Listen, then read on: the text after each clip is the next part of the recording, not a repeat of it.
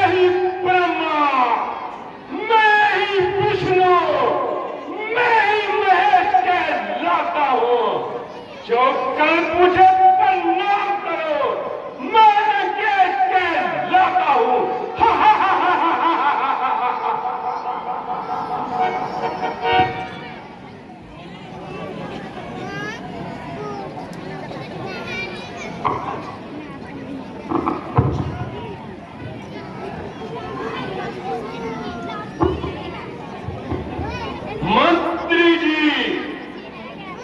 कुछ मालूम हुआ? अशोक वाटिका को उजाड़ने और अक्षय कुमार को मारने वाला कौन बेईमान है?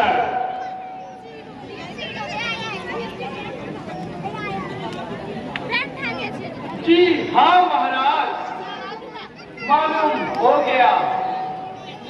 वो पवन का बेटा हनुमान है। है? क्या कहा? पवन का बेटा हनुमान? हाँ कृपा निधान, पवन का बेटा हनुमान। क्या तुमने धोखा तो नहीं खाया? नहीं महाराज, वो देखिए मेघनाथ उसे पकड़ ही लाया।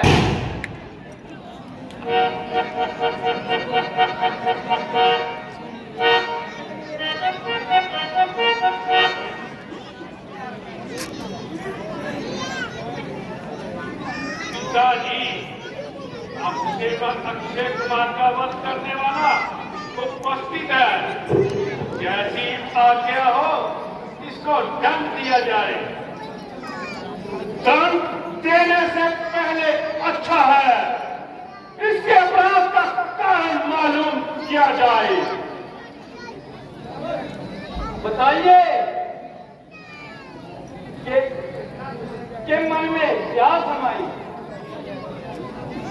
जो लंका में आकर आफत मचाई? क्या तुम्हें अपनी मौत नजर नहीं आई? चुप रहने से प्राण नहीं बचेंगे। जरा मुंह खोल और जुबान से बोल। क्योंकि बंदा अभी असीरे सुल्तानी है, इसलिए गहरे गहरे से बात करने में भी महाहानि है। जब कोई पूछने वाला पूछेगा तो जवाब देंगे और पाई पाई का हिसाब देंगे। बड़ा हो शेर पिंजरे में मगर महबूब नहीं जाती। दिलावर की कजा के सामने खून नहीं जाती। रस्सी चल गई मगर पल नहीं चला। चलो पल किस तरह मेरा, मुझे किस बात का गम है। वही तू है, वही मैं हूं, वही दम है, वही गम है। अरे निर्लज! ये नीच कार्य स्वीकार करने से अच्छा था तो टॉप कर मर जाता। अभी तक भी है तेरा वक्त पश्चाताप करने का। किया है काम तूने बिना शक तू मरने का। अरे निर्बुद्धि, तुझे इस दशा में देखकर मेरी गर्दन मारे लगा के झुकी जा रही है, किंतु शौक तुझे कैद नहीं आ रही है। अभी तक तो झुकी है कि तुम्हारे ही झुकाए से जमी से भी न झुकेगी, जुमी से भी। हनुमान, आज तुम निराले ढंग से बात कर रहे हो क्या? प्राचीन संबंधों को एकदम ही भुला दिया? कदापि नहीं, बल्कि उन संबंधों ने तो मुझे यहाँ लाना आसान किया। हनुमान आपका वैसे ही वफादार है और जरूरत पड़ने पर हर प्रकार से सहायता करने के लिए तैयार है। इसमें क्या संदेह है? यदि तेरे जैसे 5-4 और वफादार हो जाए तो मेरा तो बेड़ा पार है। ये अच्छी वफादारी निभाई, समस्त वाटका को तोड़ा, सिपाही ने रोका, उसका सर फोड़ा, बागबानों ने टोका तो उसको पकड़कर मरोड़ा, अक्षय कुमार गया तो उसको जीवित में छोड़ा। अरे मेरे वफादार, मैं तुझ पर बलिहार। मैं गया था कौन सा उनको बुलाने के लिए, आप ही आए थे वह झगड़ा पहचाने के लिए। काम किस आते हैं पर आखिर दिखाने के लिए। था जुर्म जो पाल लेता घर ले जाने के लिए। नाहक इतनी बात पर वो पीछे मेरे पड़ गया। मारने आया था मुझको आप, लेकिन मर गया। प्रश्न तो ये है, तुझको कहा किसने को बाहर जाने के लिए कहा था? श्री रामचंद्र जी और महाराजा सुग्रीव ने। और गया था माता सीता जी की खबर लाने। है क्या कहा? सीता की खबर? हाँ, माता सीता जी की खबर। परंतु सुग्रीव का राम से क्या संबंध? जब वो सीता जी को खोजते हुए ऋषिमुख पर्वत पर आए, वहां दोनों ने परस्पर प्रतिज्ञा कर आपस में हाथ मिलाए। जिस बाली ने आपको 20 बार यहाँ कैद किया, उसको श्री रामचंद्र जी के एक ही बार ने नपाल किया। अब उनके बल का अनुमान आप लगा लीजिए और जिस प्रकार हो सके इस आने वाली बर्बादी को अपने सिर से टाले। उसका सबसे सरल मार्ग यही है कि आप माता सीता जी को लेकर श्री रामचंद्र जी के चरणों में जा पड़े और उनसे अपनी क्षमा की प्रार्थना कीजिए। वह बड़े उद्धार है। मुझे पूरी आशा है कि वो तुम्हारी प्रार्थना जरूर स्वीकार करेंगे और शत्रुता के ध्यान को मन से दूर करेंगे, अन्यथा तुम्हारी ये ऐंठ क्षण भर में निकल जाएगी और ये हरी भरी लंका आन की आन में मिट्टी में मिल जाएगी। क्योंकि वानरसिंह का एक एक बच्चा मरने मारने के लिए तैयार है, वह केवल मेरे लौटने का इंतजार है।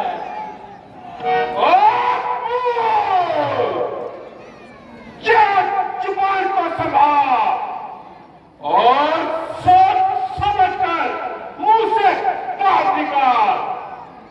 जब तू यहाँ पर कैद है, मेरे हाथ में कैसे फैद है, क्या तुझे वापस जाने की उम्मीद है?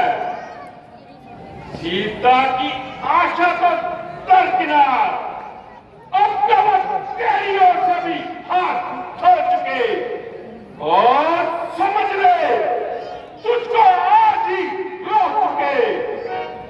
अरे मतीमन, उन पर मैंने लंका का एक राक्षस भी छोड़ दिया।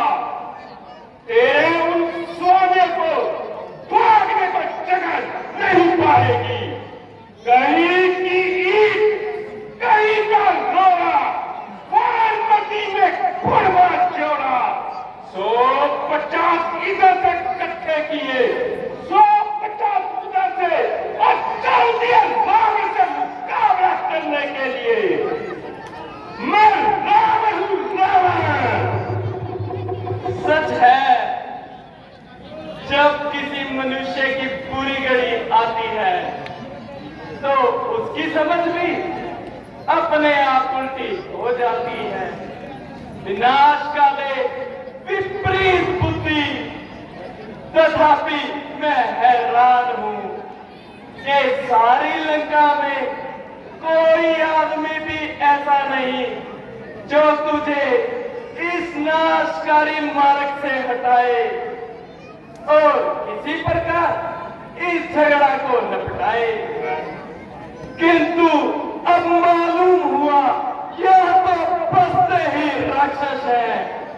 कौन समझाए, किसे समझाए, सोए हुए को सोया हुआ कैसे उठाए? मगर याद रख, आखिर रोएगा, पछताएगा, लेकिन ये समय तेरे हाथ न आएगा। जिस समय रुद्र रूप परमात्मा आज्ञा पाकर श्री रामचंद्र जी वानरी सेना सहित यहाँ पर पहुंचे तो तेरे ये राक्षस भागते हुए नजर आएंगे, बल्कि टूटने से भी टूट के ना पाए। और तेरी इस अहंकार भरी खोपड़ी को कौवा नोच कर खाएंगे। मेरी शरारत से वादा का जुबान इतनी चला रहा है, मेरी इज्जत में आबरू को खाक में मिला रहा है। हुर्मत तो आप कोई कसूर मेरा बतला रहा है। गजब तमाशा है यारो, जमाना कैसा आ रहा है। अरे नीरज, बता तू मुझको कौन किसका खा रहा है? मैं वो रावण हूँ जिसके जैसे काल भी तुझको खा रहा है। लोग खुद ही ये देख लेंगे, इतना क्यों दिल मिला रहा है। जो खाता था कल खोल जिसका, आज उसी को दिखला रहा है। ना उठाया जब तक खंजर मैंने, तभी तक तू चैन चाह रहा है। तू अपने हाथों से अपने खातिर अदम का रास्ता बना रहा है। चंद दिनों में होगी चर्चा, वो दिन भी नजदीक आ रहा है।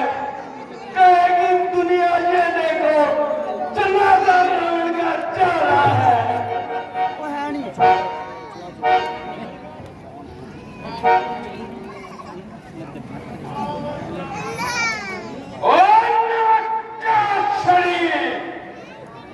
रावण के सामने ऐसी बेहुदा तकलीफ मैंने हर जन खुले शिकार किया, पर तेरा तेरे बुजुर्गों का लिहाज किया। अब मेरी तलवार ही तुझको खामोश बनाएगी और हमेशा के लिए सुख की नींद सुलाएगी।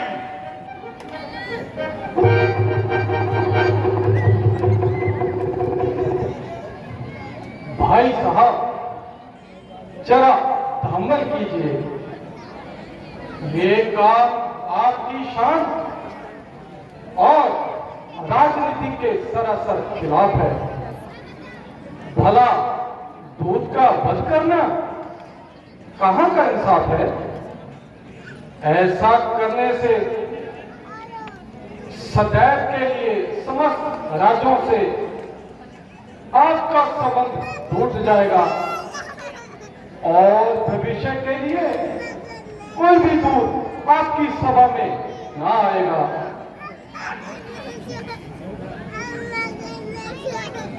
हट, हट, मेरा हाथ छोड़। ये तुम्हारा प्रयास बिल्कुल छोट है। कौन कहता है ये दूध है?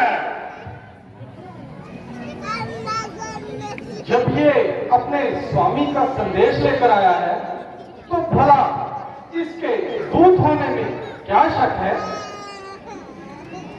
किंतु इसे ऐसी बेहुदा बकवास करने का क्या हक है? जो कुछ कहा वे इसके मालिक की जुबानी है। मुझे हैरानी है तुमने ये बिना भी वकालत करने की क्या ठानी है? भाई, ये राजनीति का असूल है। ये बहाना फजूल है, बल्कि इस धुआं की कोई और वजह मकबूल है।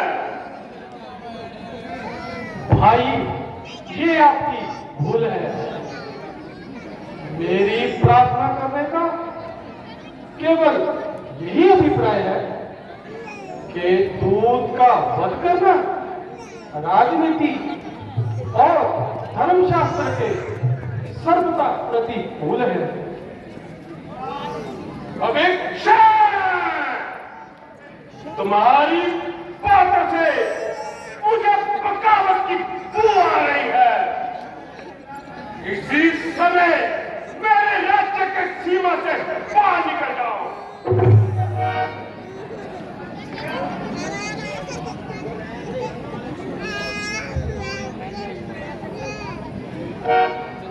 बेटा मेरा वानर को अपनी पूछ बहुत प्यारी होती है। इसको ले जाओ और इसकी पूछ को आग लगाकर लंका के पास छोड़ दो, ताकि इसके स्वामियों को भी पता चले रावण का उलझने का क्या परिणाम होता है। जो आज्ञा पिताश्री, चलिए।